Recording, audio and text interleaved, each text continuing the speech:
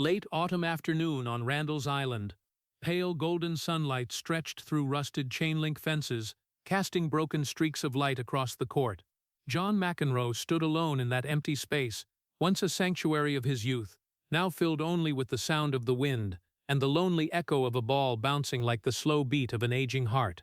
At 66, his hand trembled slightly as he gripped the racket, his back more stooped, his breath short.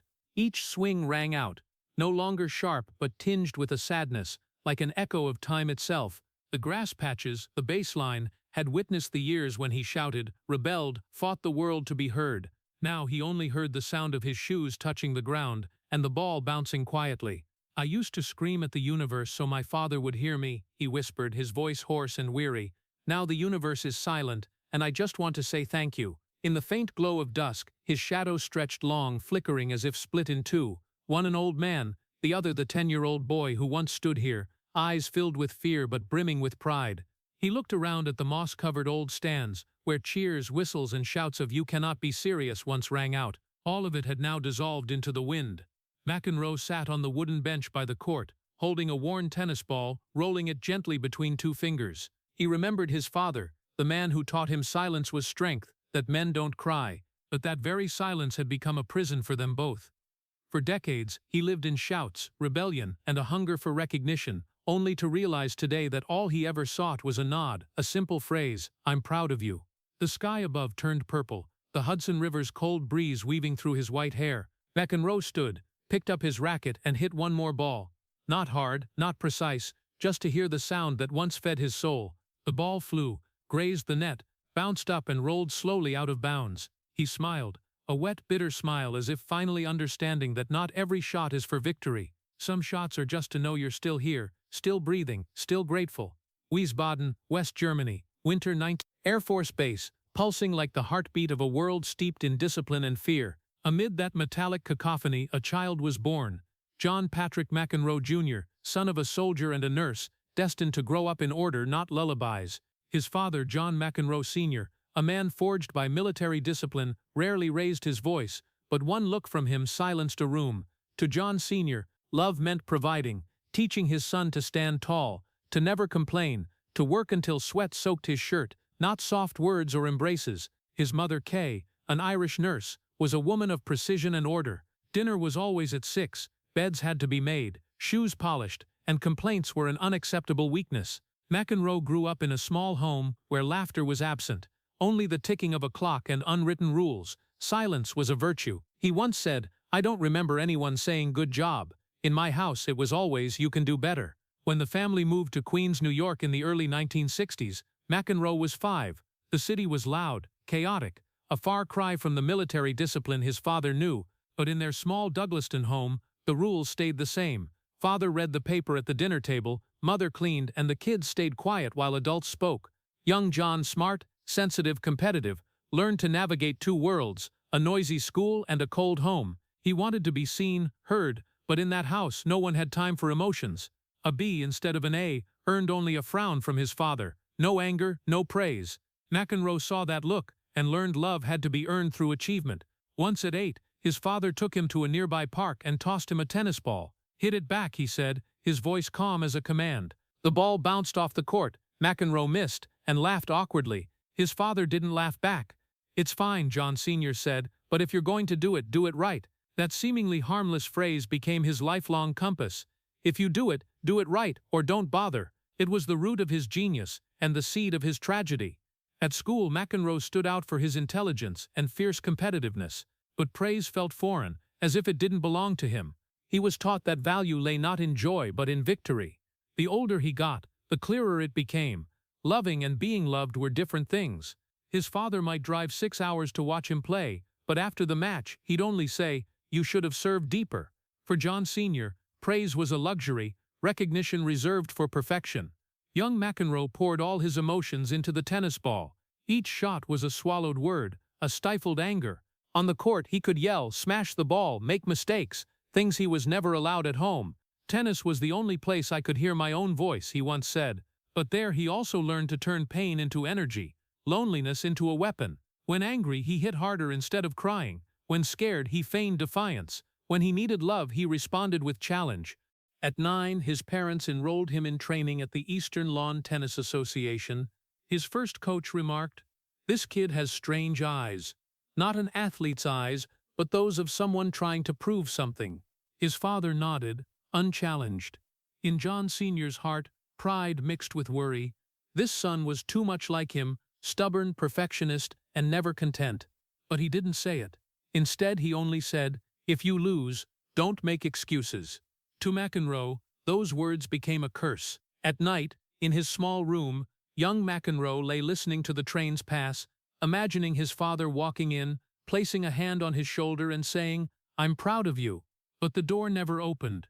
He closed his eyes, and in the dark, his father's unspoken words echoed like waves. Tennis became the only place he could touch recognition, but the cost was turning emotions into a storm. He didn't know that by learning to hide tears, he also learned to strip away his own peace. And from the stern silence of a soldier, a child began to grow with a heart that never rested. Queens, early 1970s, a quiet New York suburb where red brick houses stood in rows like soldiers in formation. John McEnroe entered his teens in that disciplined air, where mornings began with his father's alarm clock and ended with his controlling gaze. At school, John was among the top students, high grades, good behavior, but at home it meant nothing. His father, a man who lived believing in perfection, saw a 9-10 as failure. "If you can do better, you haven't done enough," he'd say, his voice calm but cold. Each time John brought home a test, his father didn't look at the score, only the red marks. "Why make such a simple mistake?" was a question more familiar than any praise. John learned to nod, say softly, "Yes, I'll try harder," and turn away quietly. The 13-year-old boy understood that in his home, joy was a luxury, and silence was the only way to survive. Winter evenings, the family sat around the dinner table, the clink of silverware on plates, the faint TV news in the background. John didn't dare speak. If his mother asked about school, his father would cut in. "The boy needs to focus, don't distract him." He forced a smile, swallowing both the food and his feelings. In his mind, a thought grew. "If I'm not perfect, I don't deserve love." One afternoon at 14, John overheard his father talking to a friend in the backyard. They spoke of grades, futures, and his father gave a faint laugh. "John's smart, but he lacks discipline. I worry he won't be tough enough to succeed." Just one sentence, but it cut like a knife to the chest. The boy stood behind the curtain, fists clenched, not crying, only feeling a burning shame spread through him. From that day, he stopped hoping for his father's pride and only wanted to prove him wrong. But how? John threw himself into tennis, the only place he could control the outcome, where every shot, every point was a voice for the emotions buried inside. Each win, he imagined his father watching. Each loss, he punished himself. He didn't know that on the court, his anger was quietly building, like a racket string pulled too tight, waiting for a slight force to snap. Friends remembered John as a quiet boy who sometimes exploded without reason. Once, when a teacher criticized him for misspelling a name in an essay, he threw his pen down, shouted, "That's not fair," and stormed out. The class was stunned, but in his eyes, there was something beyond anger, a pain held back too long. After that, his father scolded him for losing control, and instead of apologizing, John stood silent, eyes fixed, saying nothing. For the first time, his father fell silent, unsure what to say, and in that moment, McEnroe discovered a strange power. Anger made people listen. That anger grew with his youth. When unrecognized, it became fuel. When hurt, it became a shield. Every serve, every argument, every penalty was a rebellion against the image of his father in his mind. But deep down, it was still the boy behind the curtain, hearing lax discipline, still the shame of a smart son who was never good enough. Tennis gave him the right to yell, to argue, to live, but it also taught him to mask pain with noise. Later, when McEnroe became famous for his outbursts on the court, few knew that "you cannot be serious" wasn't just for the umpire, it was for a lifetime of being forced to stay silent. It was the cry of a child who believed imperfection was a sin, that if he didn't do it right, he didn't deserve love. One evening, John looked in the mirror. His young face, tired eyes, curly hair a mess. He tried to mimic his father's gaze, cold, firm, unyielding, but tears came anyway. He wiped them quickly, afraid his mother would see, afraid of being called weak. From that moment, he swore no one would ever see him cry again. He would win, become the man his father couldn't criticize. But in that vow, the first spark of anger formed, quiet, patient, unquenchable, And when he picked up the racket again, every shot carried an unspoken plea. "I'm good enough, Dad. I'm good enough." Summer 1977. London draped in the grey of England's skies. Wimbledon that year unfolded like a classic ritual, where only gentlemen with poise and discipline graced the legendary grass. Then came a skinny American kid with curly hair, a face both boyish and defiant. John McEnroe, 18, from Queens, New York, a nobody, fresh from high school, old enough to dream but scarred enough to growl. He stepped onto the court not as a worshipper of tradition, but like a kid backed into a corner, wielding his racket like a weapon against the world. For him, Wimbledon wasn't a tournament, it was a battlefield, where he had to prove he was good enough. From his first serves, the crowd sensed he was different. He didn't bow his head, didn't smile after losing a point, didn't thank the umpire after a dispute. When called for a foot fault, he tossed his racket, smirked, and muttered, just loud enough for the mic to catch, "You cannot be serious." The stadium erupted in boos. British papers dubbed him the brat from America, the spoiled kid from across the ocean. But amid that storm, McEnroe didn't flinch. In his eyes wasn't arrogance but a fear of being forgotten. He hit each ball as if it were a cry for help, a message to his father across the sea. "Do you see me now?" Back in Queens, John McEnroe Sr. sat before the TV, the screen's light reflecting on his impassive face. When reporters later asked what he thought of the match, he said curtly, "He made his choices, he deals with the consequences." To him, the boos were a lesson in discipline, but to McEnroe, those words were a cold blade. In the moment the world learned his name, the one person he wanted to hear from stayed silent. Wimbledon, 1977. McEnroe shocked the world, rising from qualifiers to the semifinals, an unprecedented feat. He toppled bigger, seasoned opponents, carrying the look of someone misunderstood but unbowed. Each time the crowd whistled, he hit harder, as if tearing through an invisible wall between him and the world. After winning the quarterfinal, he didn't celebrate. He looked up at the stands, eyes lost, as if searching for someone in the sea of faces, but no one stood.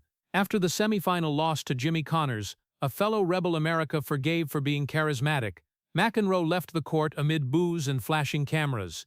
In the locker room he sat alone, head down, shirt soaked with sweat and tears. A reporter asked, "How does it feel to have all of England hate you?" He replied softly, "I'm used to it." No one knew that answer wasn't for the crowd, it was for the father, who never said proud. Back home, McEnroe opened the door in silence. His father was reading the paper, a headline blaring, "McEnroe, the brat who stole Wimbledon's heartache." He looked up, said lightly, "You did well, but remember, don't let emotions beat reason. No praise, no hug." McEnroe nodded, went to his room and shut the door. In the hallway, the wall clock ticked steadily, like the beat of a trapped heart. He sat, looking at his hands, fingers raw from gripping the racket, and realized victory didn't cure loneliness. That night, as the city slept, McEnroe lay awake, hearing cars outside. Moonlight lit his young, weary face. He thought of the booing crowd, his silent father, himself caught between the court's spotlight and the darkness in his heart. He'd touched the dream of millions, but all he felt was emptiness. At 18 he learned glory's first lesson. Light could shine on his name but also expose every unhealed wound. The next day, on the flight back to America, McEnroe stared out the window at drifting clouds and thought, "I won, but what did I lose that I never had?" He didn't know that in that moment, as victory mixed with loneliness, as the crowd's boos blended with his father's silence, the first storm of his life had truly begun. And from there, the boy once called undisciplined became a man carrying a fire that never died. A fire lit by a wound called unspoken love. Summer 1980. Wimbledon again became the world's center. The air was thick, heavy, as if all of London held its breath. On the center court, two opposing souls faced off. Bjorn Borg, the Iceman, cold and composed, and John McEnroe, fire, burning, rebellious, volatile like a storm about to break. They weren't just playing tennis, they were clashing philosophies, ways of seeing the world. One was absolute calm, the other a heart ablaze in loneliness. At 21, McEnroe's eyes burned red, his hand trembled slightly on the racket, his breaths uneven. He wasn't just playing for his first Grand Slam on grass, but for someone in the stands, his father, John McEnroe Sr. As the match began, the crowd had chosen sides. Borg, the four-time consecutive champion, the emblem of poise and restraint. McEnroe, the loud American kid, loved yet scorned by the English, cheered yet despised. Each time he shouted over a call, the crowd answered with whistles. But he didn't care. Sweat dripped down his forehead, through his eyebrows, onto the grass. He hit each shot as if to tear through the heavy air around him, as if screaming for the world and his father to see he deserved to be heard, to be recognized. Fourth set, score 6-5 for Borg. McEnroe served. He won the first point, then the second. Borg countered with a passing shot sharp as a blade. 6-6. The stadium erupted. The tiebreak began, and with it, a moment history would never forget. 7-7. 9 tars, 11-11. The stands were breathless. McEnroe moved like a cornered animal, yelling at himself between shots. Each time the ball bounced off the grass, it echoed like his racing heartbeat. Sweat soaked his collar, his hand trembled, but his eyes still burned. 14-14. Borg served. McEnroe's return grazed the line. The crowd fell silent. Borg glanced at the umpire, who signaled in. McEnroe bit his lip, swallowing his anger. 15-15. He tilted his head back, took a deep breath, and gripped the racket tightly. In the stands among thousands, he glimpsed his father's face, cold, stern, unmoving. No cheering, no clapping, just watching. That look made his hand falter for a moment. He knew that look, the one he'd carried through childhood. The look of someone always wanting more, never quite satisfied. 16-16, Borg served. McEnroe lunged. The ball hit his strings, soaring high. Borg's volley was perfect. 17-16, one more point, and fate was sealed. McEnroe bent over, breathing hard, gripping the racket handle, every muscle taut like a guitar string. He served. The ball clipped the net, flying out. 18-16. Borg won the set, then the match. The stadium exploded. Tens of thousands stood, cheering, clapping. Borg raised his hand, his face calm as a saint's. McEnroe stood still. He looked around, hearing nothing but the pulse pounding in his ears. His body trembled, not from exhaustion but emptiness. The lights, the noise, the jubilant faces, all faded. He looked to the stands where his father had been. The seat was empty. When I looked up, he recalled years later, he'd left the stands. In the locker room he sat in silence. The smell of sweat, grass, and defeat mingled.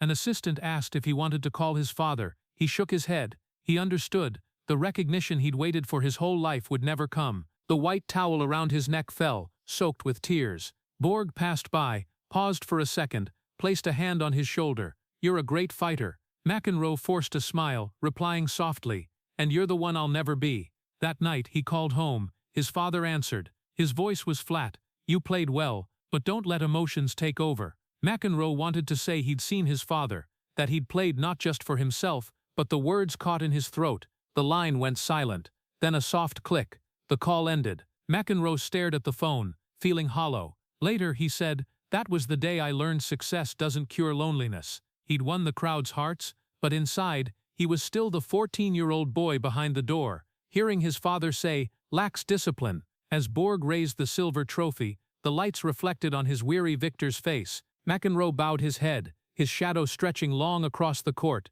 lonely as a curse. Years later he admitted, "Leaving the court that day, I didn't hate Borg. I hated myself, for still needing my father so much." From Wimbledon 1980, McEnroe carried not just fame, but a shadow that followed him for life. Father's shadow, a shadow that never faded, even as the spotlight of glory lit up the world. After Wimbledon 1980, John McEnroe returned to America a hero.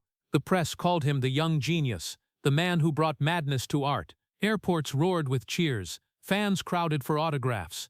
But when the door of the Douglaston house closed, the world's noise vanished. At the first family dinner after his Grand Slam title, there were no fireworks, no congratulations, just pale yellow light, cold cuts, and the TV playing sports news. On the screen was McEnroe, raising the trophy, forcing a smile amid London's applause. At the table his father sat straight, eyes fixed on the screen, face expressionless. He said softly, "You played well, but stay grounded. Don't let success weaken you."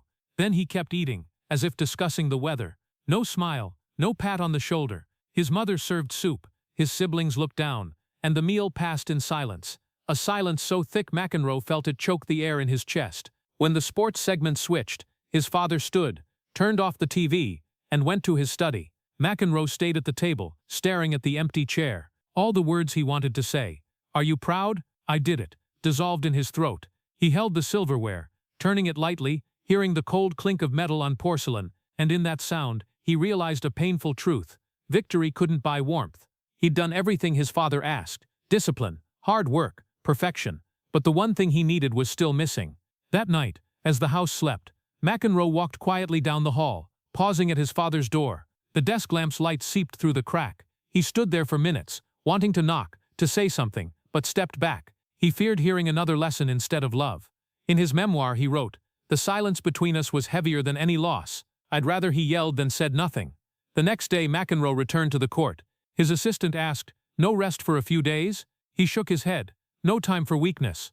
But really, he was escaping that house, where every look from his father was a mirror reflecting what he could never achieve. From then on, tennis was no longer passion but a way to keep loneliness at bay. When angry, he hit harder. When scared, he yelled louder. Each racket smash wasn't to destroy an opponent, but to break the wall between him and his silent father, a cold, thick, invisible wall. In press conferences, reporters asked about family. He'd smile, "They're fine." No one knew that behind that smile was a house full of silence, a father he both revered and resented. When crowds booed, he lashed out, not at them, but at his past. When umpires penalized him, he erupted. Not just for the point, but because a voice in his head still said, "If you're not perfect, you're not worthy." That anger became his heartbeat, woven into his DNA, pulsing through every shot. One evening, after a Davis Cup win, McEnroe called home. His mother answered, cheerfully saying his father watched, that he said, "My son's got guts." McEnroe froze, unsure whether to laugh or cry. "He really said that?" he asked. His mother chuckled softly. "Yeah, but he won't tell you himself. You know him." He nodded, silent. In that moment, he understood his father's love had to be read between silences, a love hidden in control, expectations, and rigid advice. But understanding didn't make it feel enough. Years later, he said, "I don't know if my father was proud. I only know he taught me to be strong, and I became so strong I lost part of my humanity." From those silent dinners, McEnroe learned to endure but also to stop listening to anyone. When applause rang out, it sounded hollow. When cameras flashed, he felt small in the glare. Success came, but inside, there was only emptiness. The Queen's house remained, quiet, orderly, distant. A 1980 family photo hung in the living room, his father in the center, McEnroe behind, face tense, smile forced. Each visit, he paused before that photo, wondering, did I win because of this wall, or am I never free because of it? In that gaze, one truth was undeniable. Sometimes what kills isn't hatred but a love that doesn't know how to speak. 1984, the fateful year. For tennis, it was the most perfect season in modern history. John McEnroe won 82 matches, lost only 3. He stood atop the world, unyielding as a volcano, blazing and fearsome. On the court, he was a ruthless whirlwind, reflexes like lightning, tactics as if reading opponents' minds. The press called him the genius, the artist with a temper. Fans loved him like a rebel god. But behind the glory, McEnroe was unraveling. Each match, each night in luxury hotels, was a flight from himself. He slept no more than 3 hours a night. His heart raced abnormally. His hands trembled when not holding a racket. Doctors said he needed rest, but he laughed. "If I stop, I'll collapse." His father John Sr. watched it all on TV. One morning, McEnroe received an envelope with familiar handwriting. "Don't let complacency ruin you." 8 words. No congratulations, no pride. He read it, laughed. Then the laugh turned to tears. In that moment he realized, even at his peak, his father saw him as an unfinished test. But deep down, he also knew that was his father's way of love. A dry, disciplined love, but love nonetheless. That season, McEnroe dominated everything, from Wimbledon to the US Open. But Roland Garros, the clay court, remained a curse. He faced Ivan Lendl in the final. That match, where the world awaited his grand slam of greatness, became the day he saw his own limits. McEnroe took the first 2 sets easily, 6-3, 6-2. The Paris crowd chanted, "Johnny, Johnny," ringing through the stands. He was inches from victory. But in the third set, something cracked. Not in technique, but in his mind. His heart raced faster, breaths uneven. His father's voice echoed, "Don't let complacency ruin you." He lost focus, served poorly. Lendl clawed back, point by point, shot by shot. McEnroe started talking to himself, cursing, yelling at the umpire, the crowd, himself. He felt the world staring, waiting for him to fall, and he did. From a 2-0 lead, Lendl won 3. When the final ball landed out, McEnroe stood frozen, face pale. The cheers roared, but to him, they were distant noise. In that moment, he understood. Perfection wasn't a gift, it was a prison. In the locker room, he threw his racket against the wall, then slumped to the floor. His body felt empty, head throbbing. A reporter asked in the hallway, "What made you lose?" He answered softly, "I beat the world, but lost to myself." Then he vanished from the cameras. Back at the hotel, The luxurious room with white walls and wide windows overlooking the Seine felt stifling. He stripped off his shirt, looked in the mirror, worn face, hollow eyes, trembling hands. "What more do you want?" he muttered. Then he slammed his head against the wall, once, twice, until he slid to the floor, blood trickling from his temple, still laughing through tears. "I felt like I'd touched the absolute, but the absolute was empty," he later recalled. "I couldn't sleep, couldn't eat, but kept playing. I thought I controlled my life, but life controlled me." In the weeks after Roland Garros, McEnroe kept competing, still winning, still smiling for cameras, still shouting when he lost a point. But inside, he was crumbling. When the stage lights dimmed, fear flooded in. He feared silence, darkness, the emptiness after each win. His body rebelled, irregular heartbeats, numb hands, chronic back pain. Doctors warned, "Keep going and you'll collapse." He ignored them. He needed tennis like an addict needed a fix. Only the sound of the ball hitting the racket made him feel alive. His father, from afar, sent short letters, never more than a few lines. "Control your emotions, stay disciplined, don't forget your roots." Each time McEnroe gave a wry smile, but at night, he folded them carefully, tucked them under his pillow, because as much as those words hurt, they were the only thing making him feel his father was still watching. By late 1984, McEnroe claimed the world #1 title, a season etched in history. But on the award podium, he didn't smile. Flashes blazed, crowds cheered, but his eyes held a deep exhaustion. The invisible wall between him and the world had become a wall between him and himself. Perfection, once his salvation, was now his prison. And in the silence of a Paris night, as the world slept, McEnroe heard his father's voice from memory. "Don't let complacency ruin you." He smiled bitterly. Too late. 6 years after the glorious 1984 season, John McEnroe entered the Australian Open with a weary body, but the fire of anger inside him still burned. He was no longer the wild young man on the court, but a 31-year-old man clinging to what made him feel alive: the noise, the lights, and the outbursts. Tennis was no longer a game. It was the only drug keeping him from vanishing. But the more he played, the more exhausted and isolated he became. The nights before the tournament, he couldn't sleep, drank whiskey instead of water, stared at the ceiling as if searching for a reason to keep playing. "I didn't know what I was trying to prove anymore," he said later. "I just knew that if I stopped, I'd have to face myself, and that was what I feared most." Australian Open 9. The air in Melbourne crackled. McEnroe still drew crowds, the stands filled with people not to watch tennis, but to see him lose control. In the fourth round against Mikhail Pernfors, a match that seemed straightforward, became the end of an era. First set, McEnroe won quickly, but fatigue slowed him down. A bad call from the umpire sparked his fury. The racket dropped, his shouts echoed. "You cannot be serious." The old phrase returned like a ghost. The umpire issued a warning. He didn't stop. He kept arguing, eyes blazing, hands shaking. Another warning, this time for swinging his racket close to his opponent. A minute later, he spun around, hurling his racket at a chair. Then the cold announcement over the loudspeaker: "Default. Mr. McEnroe is defaulted from the match." The stadium froze. No one could believe it.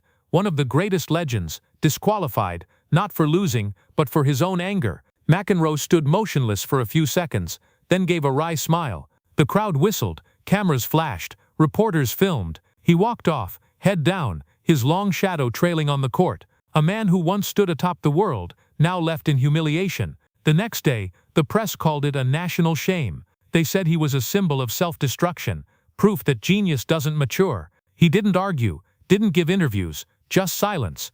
In his hotel room that night, he sat before a mirror, sweat and tears mingling. His eyes were swollen, hair a mess, lips cracked. He stared long into the mirror, and then something strange happened. The face staring back wasn't his, but his father's. Cold eyes, hard jaw, a look of disdain mixed with disappointment, just like John Sr. decades ago. He recoiled, terrified, then laughed, a hoarse, broken laugh that turned into sobs. He whispered, "I've become the man I swore I'd never be."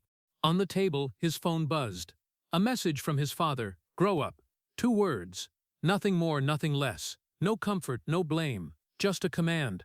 McEnroe read it, tossed the phone onto the bed and lay back, staring at the ceiling. He wanted to reply, to scream, "I've spent my whole life trying to grow up the way you wanted, but did you ever let me be myself?" But his fingers stopped on the keypad.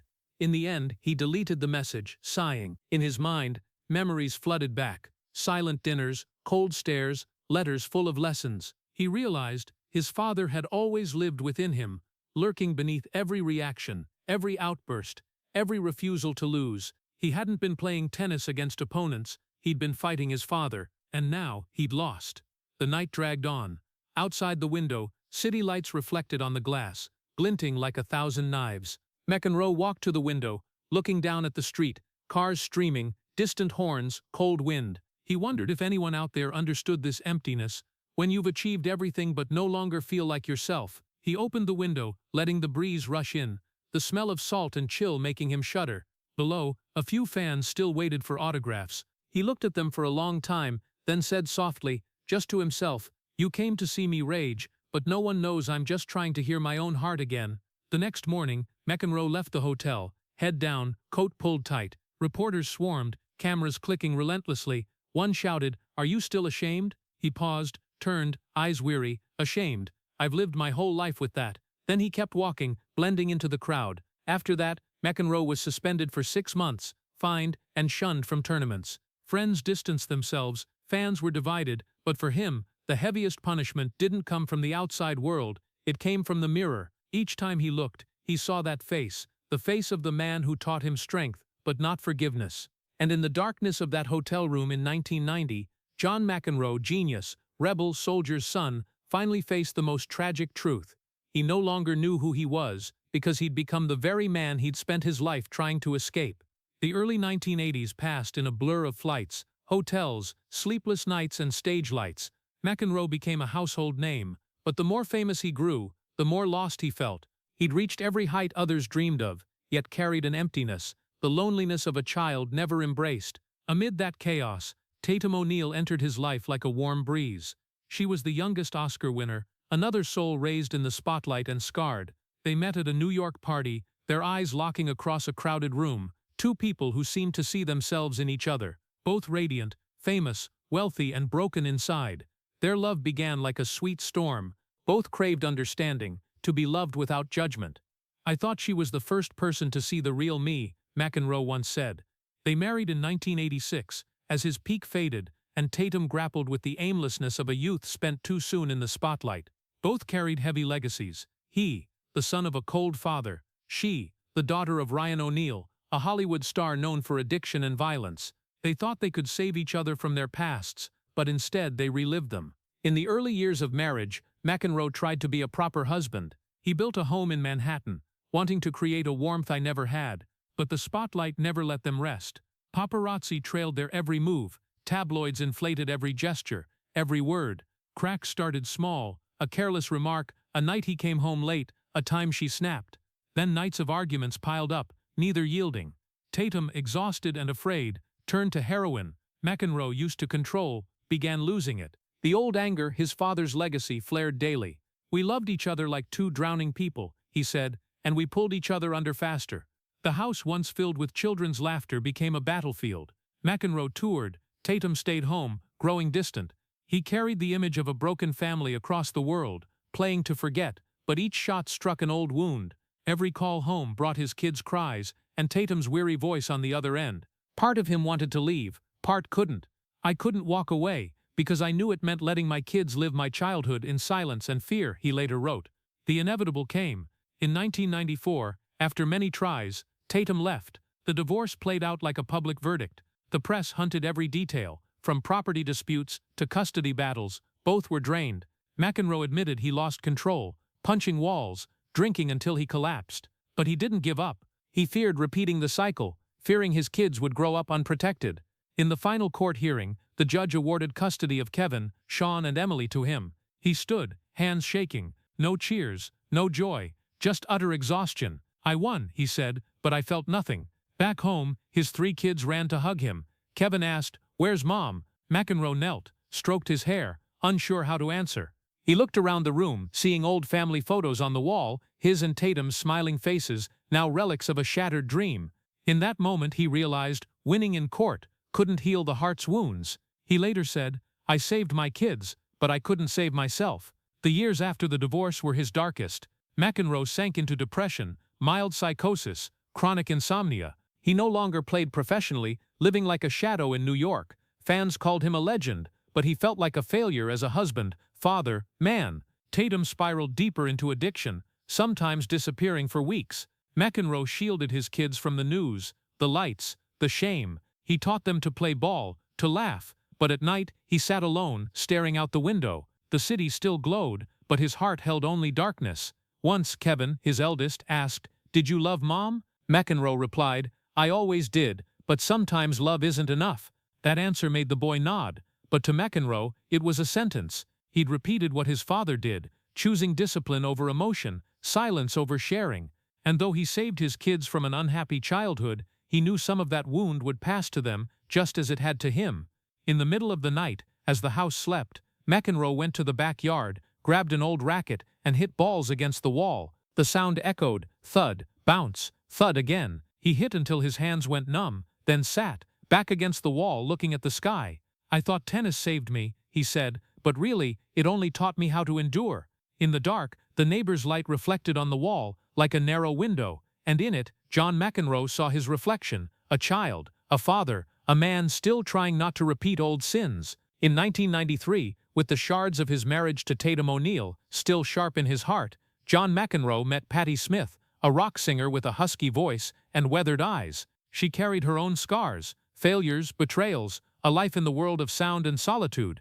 They met not on a glitzy stage or at a lavish party, but at a small New York charity event where McEnroe played tennis to raise funds for homeless kids.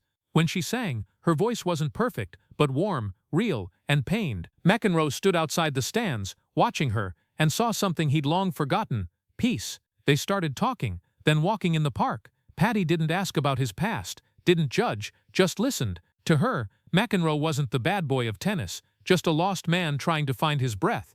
"You don't need to explain," she said, "just breathe." Simple words, but to McEnroe, who'd lived a life of shouts and silence, they were salvation. He later said, "Patti taught me to breathe again, not with my lungs, but with my heart." In 1997, they married in a small, quiet ceremony, no media, no fanfare. Patti, having endured her own pain, didn't try to change him, only gave him space to be vulnerable. She encouraged him to paint, play guitar, read, take the kids to school. Together they created a quiet room in their Manhattan home. No TV, no phone, just a sofa, a piano, and a window to a small garden. There, McEnroe relearned silence, not the fearful silence of his childhood, but the silence of acceptance. But the wounds didn't vanish, only quieted. He still had sleepless nights, waking sweat-soaked, heart racing, hearing his father's voice, "Control yourself." Sometimes Patti found him sitting before the mirror, eyes empty. She'd come close, place a hand on his shoulder, and he'd whisper, "I'm afraid I'll yell at my kids like my father did." She'd stay silent, then hug him. "You can start over," she said, "with me, with the kids, with yourself."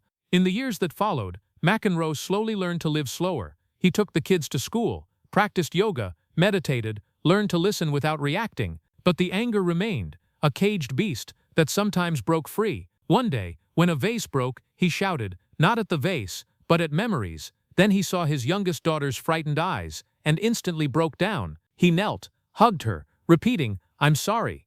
For the first time, John McEnroe understood that apologizing didn't weaken him, it made him the father he never had. Patti was always the one to pull him back to reality. When he got angry, she played music. When he was silent too long, she made tea. When he doubted himself, she reminded him, "You're enough." To McEnroe, those words were magic. For years he'd played tennis, fought, destroyed himself just to hear someone say he was enough. Now, they came from someone who didn't need him to win, just to be there. The family with Patti wasn't a cure for the pain, but a mirror reflecting his fears. Every laugh from his children, every meal, every afternoon teaching them to serve, all reminded him that love could also bring fear, because to love is to risk loss. McEnroe once said, "Patti didn't heal me, she showed me I could still be healed." And so, after years of living in noise, he slowly found strength in stillness. He learned to speak softly, not shout, to pause mid-conversation and take a deep breath. The quiet room became where he and Patti grew old together, not perfectly, but genuinely. Many afternoons he sat by the window, watching Patti play with their daughter, hearing the piano's soft notes. He said, "I don't want to prove anything anymore. I just want to sit here, hear the laughter, and know I didn't repeat my father's mistakes." But in that gentle light, shadows lingered. Sometimes in dreams he was back on Wimbledon's court, shouting amid the crowd, searching for his father's face in a sea of people. He'd wake gasping, look beside him, Patti still sleeping peacefully. He'd touch her hand lightly, whispering, I'm still learning to love." And in that quiet room, John McEnroe, the player who once lived by shouts, finally learned to listen to his own heart. In 2015, at 55, the world began seeing John McEnroe differently, no longer the untamed rebel or unapproachable legend, but a man who had quietly stepped back from the spotlight. He appeared less, spending most of his time with family and teaching at his academy. One March morning, he received a package from New York Times Books. The cover bore the author's name, Kevin McEnroe, his son's debut novel, Our Town. John held the book, staring at the name for a long time. Kevin, the eldest son he'd tried to shield through years of a broken marriage, was now grown, a writer. But as he opened the first page, his heart trembled. The book told of a father, a legendary former athlete, addicted to winning, cold, lonely. That father didn't know how to say sorry, how to love, only how to teach his son to be strong and never lose. The son grew up in the shadow of expectations, learning silence to avoid pain. It was fiction, but each sentence cut like a knife into the past. McEnroe read slowly, line by line, until he reached a passage where the son wrote, "I just wanted my father to see me as a person, not a copy of him." He dropped the book, hands covering his face. Tears flowed uncontrollably. "He wrote what I never dared say," he sobbed. That night, he sat in the quiet room, the sanctuary Patty had created for them. The yellow lamplight fell on a family photo. Him, Patty, Kevin, Sean, Emily. He touched the photo, staring long at his eldest son's face. "Kevin," he whispered, "I made you grow up with too much noise." The clock's ticking echoed, and in that moment, McEnroe realized everything he'd tried to forget. Anger, silence, words unsaid to his father, had returned, not to punish, but to be faced. The next day, he flew to Los Angeles, where Kevin lived. Father and son sat in a small beachside cafe, the wind blowing hard, his white hair fluttering across his face. Kevin brought the book, placing it on the table between them.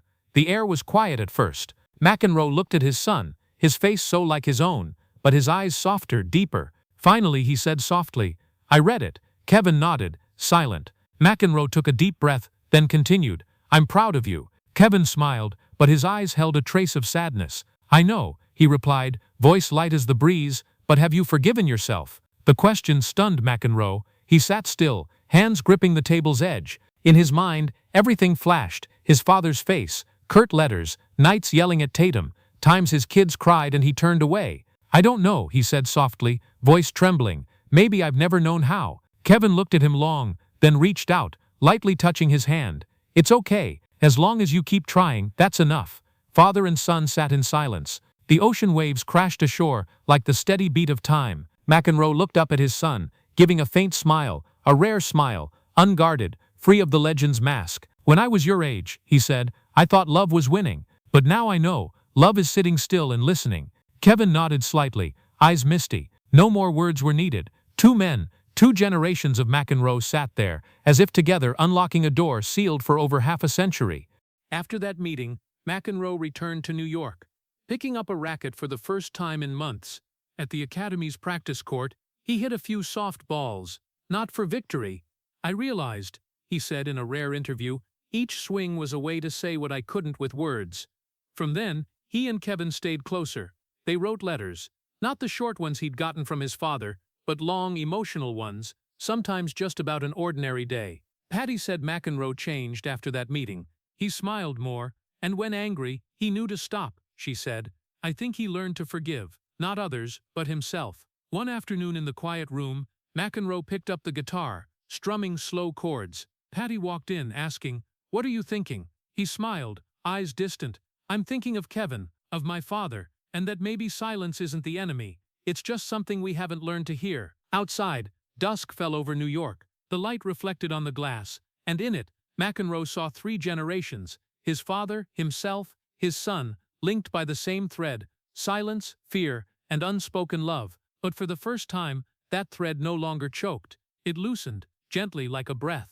And in that moment, John McEnroe, who'd lived his life in shouts, finally heard the rarest sound of his life: peace. In 2010, at 51, the world had changed, but McEnroe still faced an unfinished match, not with an opponent, but with his past. For years he thought salvation lay in another title, another contract, or being called a legend. But as he aged, he realized redemption wasn't in trophies, but in how one treats the next generation. That's why he founded the John McEnroe Tennis Academy, JMTA, on Randall's Island, where his youth began. At the opening, he stood on the court, the East River wind blowing through his gray hair. He looked at the kids, eager eyes, trembling hands gripping rackets. "Don't let anger outweigh joy," he said into the mic. His voice was low, steady, no longer the rebel's shout, but that of a man devoured by anger and survived to tell the tale. "Tennis is a battle, sure, but if you can't smile, winning means nothing." The kids clapped, not fully understanding, but feeling his sincerity. McEnroe, looking at the freshly painted courts, felt his heart lighten. In the months that followed, JMTA became home to hundreds of young athletes. McEnroe didn't just teach technique, he taught how to lose. He taught that a bad serve wasn't as scary as losing your cool. He shared stories of how his anger destroyed happiness, how silence killed love. Once, after a match, a 14-year-old boy collapsed, sobbing over a loss. A coach moved to pull him away, but McEnroe signaled to stop. He walked over, sat beside him, silent. When the boy looked up, eyes red, McEnroe said, "I was that boy." Then he hugged him, long and tight. That moment silenced onlookers. In that embrace was not just empathy, but a belated apology to his father, himself, his past. Back in his office, McEnroe looked at a black-and-white photo on the wall, him and his father, years ago. He stood still, long enough for the afternoon sun to slant through the window, lighting the frame. "I get it now," he said softly. "I thought strength was never being weak. I was wrong. Strength is daring to forgive." Evenings, he often stayed late at the academy. When the kids left, he walked the courts, racket in hand, hitting balls into the void. The sound echoed, thud, bounce, fading into the wind like his heart years ago. But now, each sound wasn't anger, but the rhythm of peace. A staff member said they sometimes heard McEnroe talking to himself, as if to his father. "Dad," he said once, "I wish you'd said less, hugged me more. But still, thank you. Without you, I wouldn't know love takes learning, like tennis."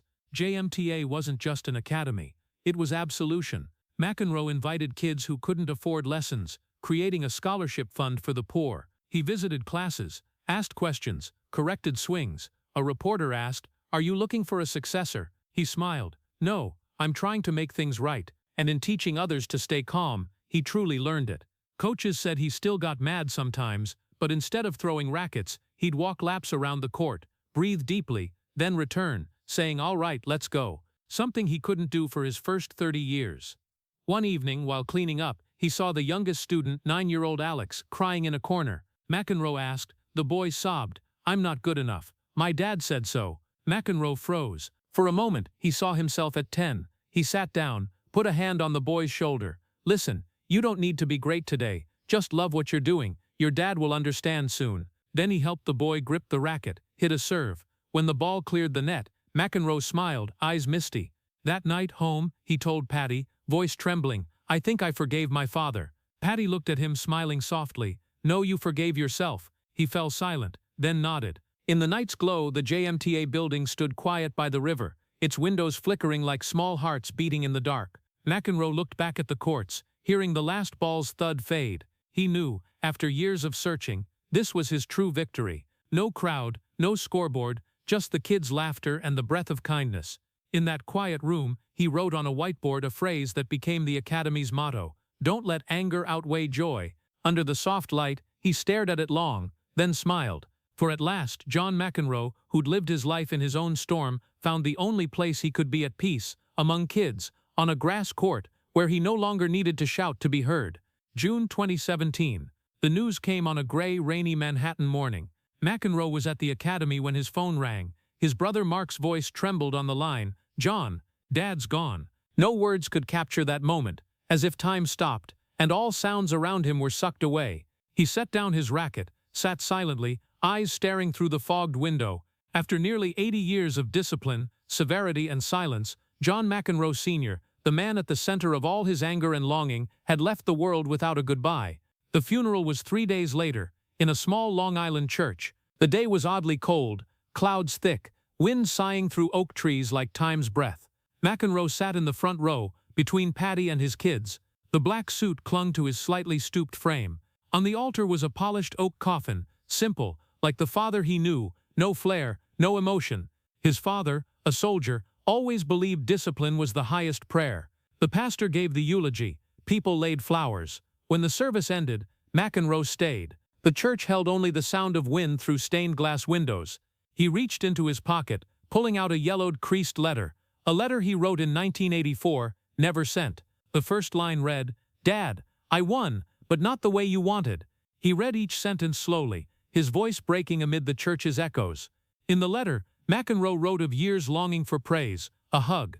He said he'd become strong, but a hollow strength, forged by fear. "I learned to win, but not to love, and that's the fault of both of us." The final trembling line, "If I ever find the courage, I'll tell you this, I forgive you." McEnroe placed the letter on the coffin. His hands trembled, his breath heavy. He leaned forward, looking at the polished wood, and for the first time in over 60 years, he didn't see the cold father, but a man, tired, tough, loving in his clumsy way.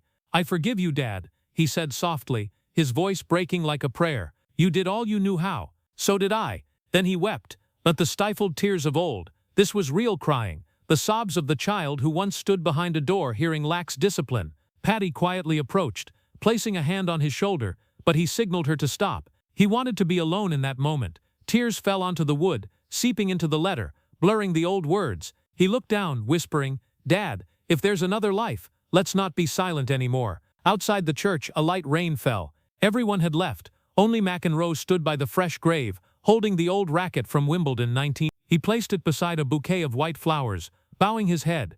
"This is what you never touched.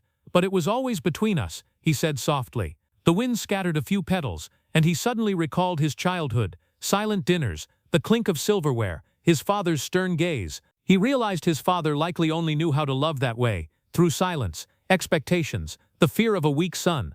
Leaving the cemetery, McEnroe said nothing. In the car, Patty held his hand.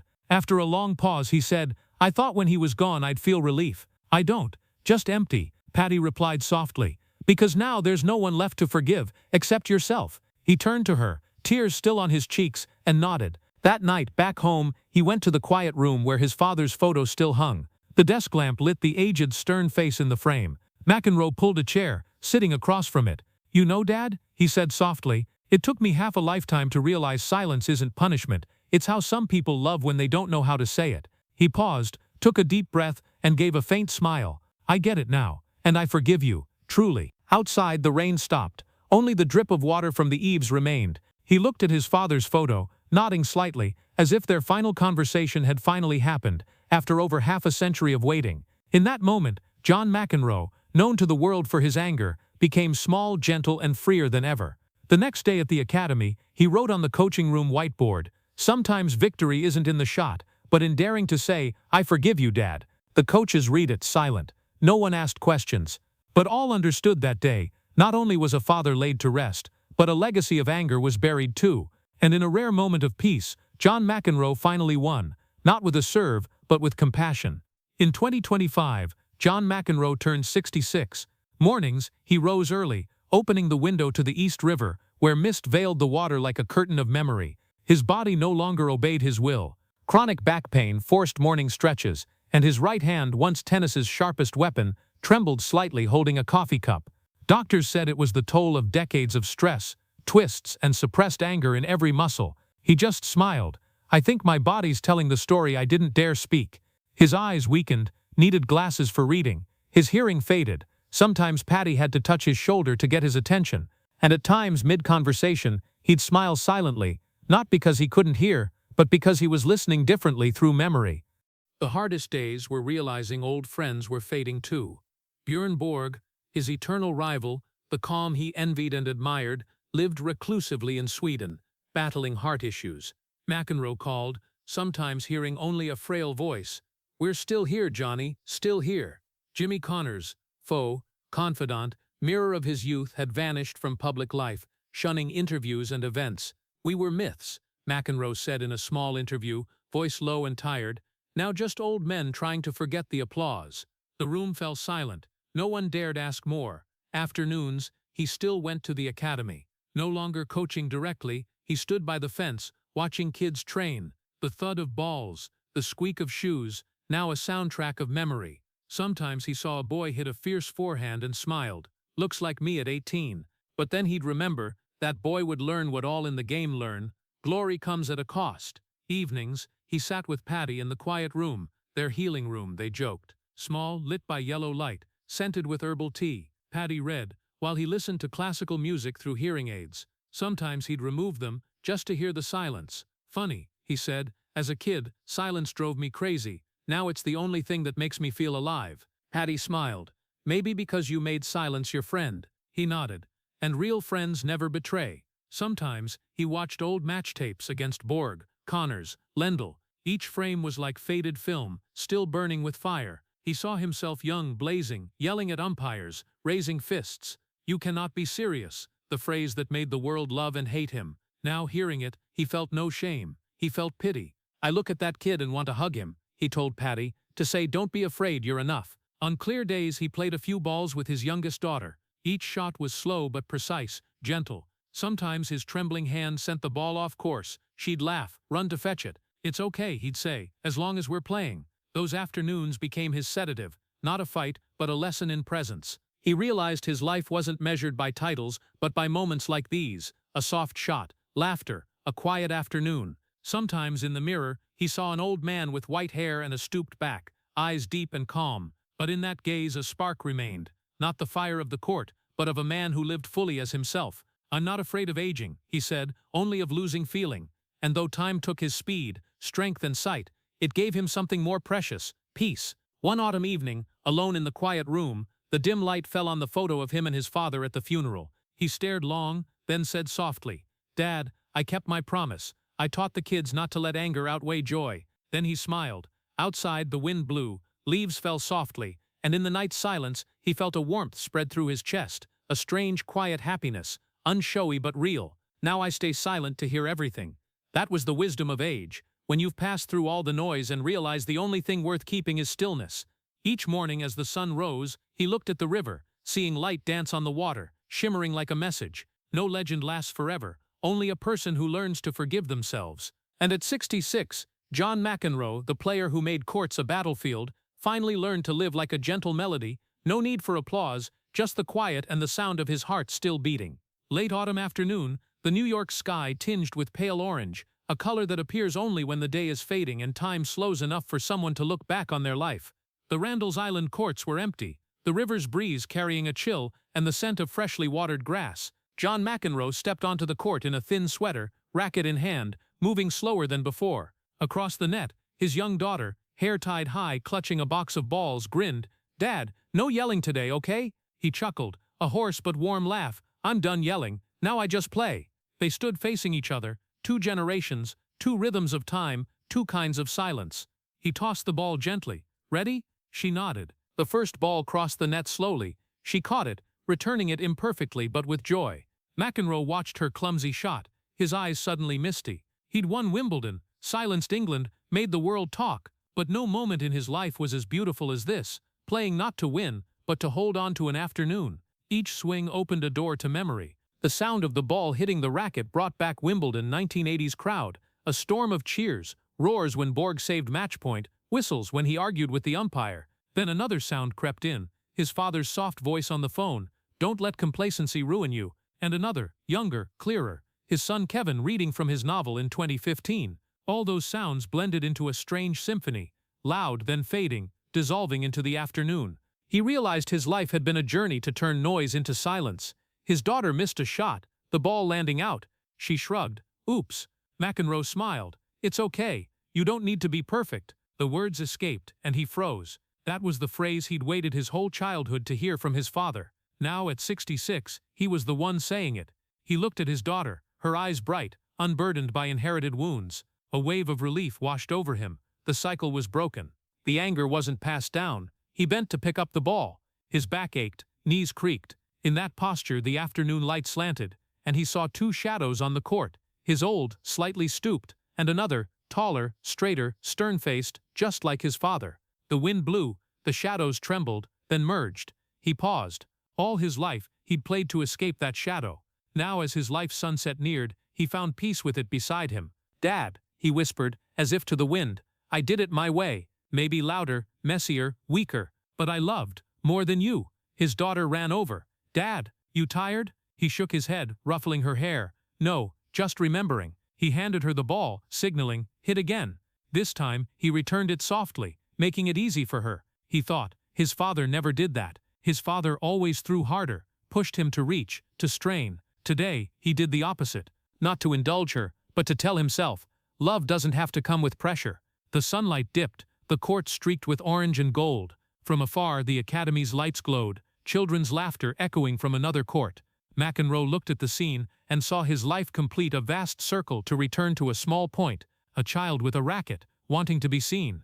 Only now, that child wasn't him, it was the kids he taught, and this time, he was the one listening. After a few rallies, he set down the racket. Let's take a break. He sat on the wooden bench, breathing slowly. His heart beat steadily, but he felt each pulse, as if his body was counting down remaining afternoons. His daughter climbed into his lap, asking, "Do you miss being famous?" He smiled. "I do, but I miss your laugh more." She looked up.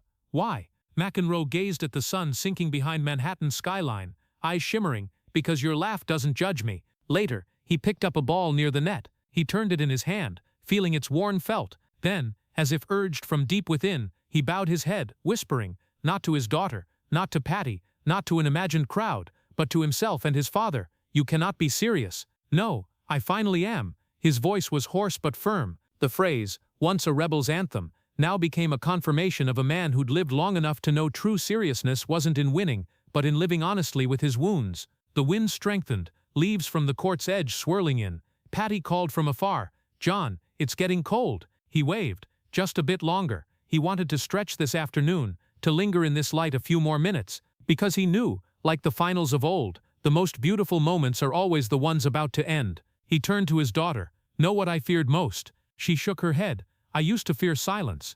As a kid, it meant my dad didn't love me. But now," he took a deep breath, eyes on the burning sunset, "now I know silence can be love, just clumsy love." She didn't fully understand, but leaned her head on his shoulder. That simple act healed what decades of glory couldn't. In that moment, McEnroe saw his life flash like a fast-forwarded match. The boy in Wiesbaden, in a joyless home. The 18-year-old booed by Wimbledon. The 21-year-old falling as Borg lifted the trophy.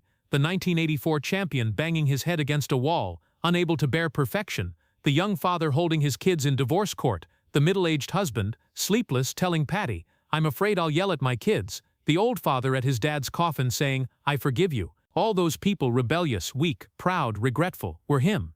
None were wrong. They were just versions trying to learn love in a family that didn't know how to say "I love you." The sunset faded, the last light reflected in his eyes, making them glisten like rain. He looked at his daughter, then up at the sky. "Thank you," he said softly, not sure if to his father, Patty, his sons, the crowds who booed, or tennis itself. Maybe all of them. Without all that glory and tragedy, he'd never have this afternoon. As they left the court, the wind swept the empty surface, rustling like distant applause. Not the roar of thousands, but time's applause. His and his daughter's shadows stretched across the dewy court, merging as they passed the last light.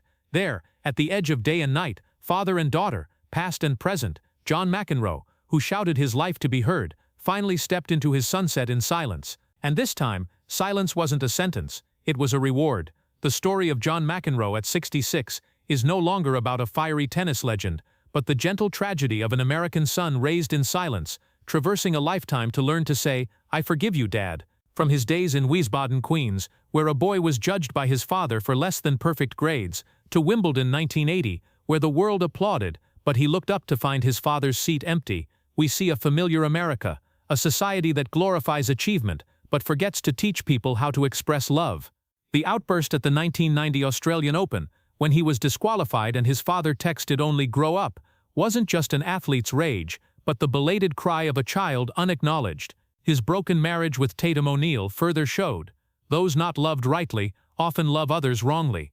Yet that's why his meeting Patti Smith, founding the JMTA in 2010 with the motto, "Don't let anger outweigh joy," and sitting alone by his father's coffin in 2017 to say, "I forgive you," became sacred moments when the man who once silenced stadiums finally silenced himself. The lesson for Americans today is clear. We build monuments for winners, but what holds this nation together isn't medals, it's families that break the cycle of inherited silence. Praise your child at the right time, apologize at the right time, because not everyone gets the chance to say in their twilight years, "No, I finally am." If John McEnroe's story of a life spent learning to love and be silent touches your heart, please subscribe to join us in continuing the journey to rediscover the person behind the legend. Thank you for listening, and see you in the next video, where we celebrate not just victories on the court, but the quiet triumphs of the soul,